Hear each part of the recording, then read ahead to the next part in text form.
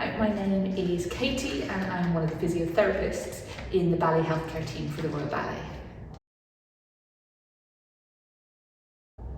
So my background is in both dance and in physiotherapy.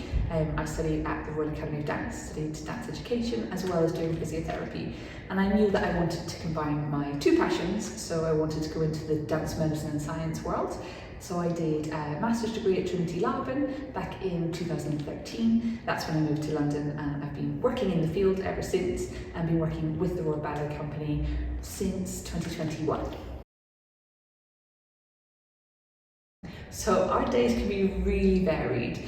We try as a team, we've got quite a big team here, and we try to work a lot on preventative training strategies and preventative medicine to help the dancers to be fit enough, strong enough and healthy enough to do their jobs. So some of our work is preventative, getting people in the gym and training in Pilates or giving advice.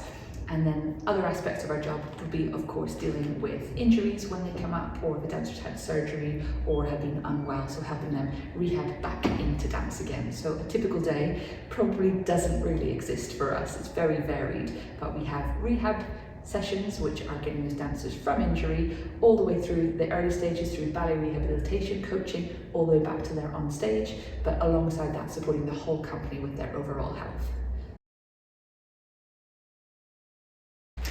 I have to say we have lots of little wins in working here, and it's the privilege of working in this elite environment, but it is particularly rewarding when we have a dancer who has come from an injury or surgery and they've gone through a long rehab process and actually get to sit in the auditorium and watch them back on stage doing what they love and what they are best at is definitely a highlight for us as a team.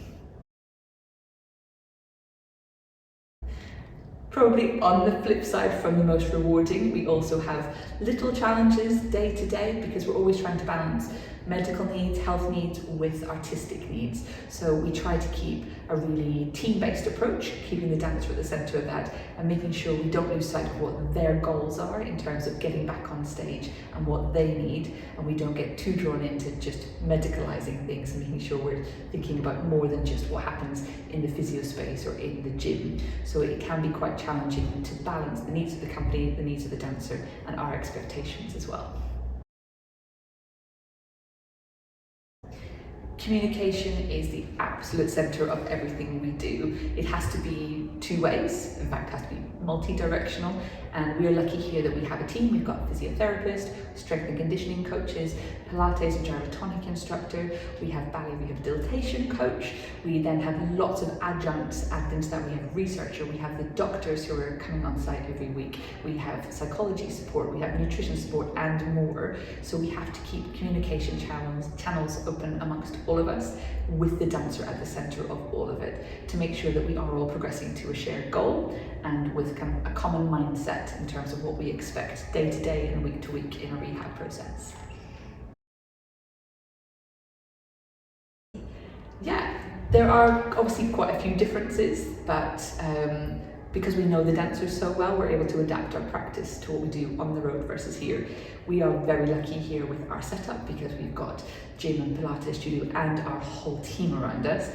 When we go on tour, it's just the physiotherapists. So sometimes we end up being a jack of all trades and communicating with our team back home if we need medical input or somebody else's advice from those who are still back at home in London.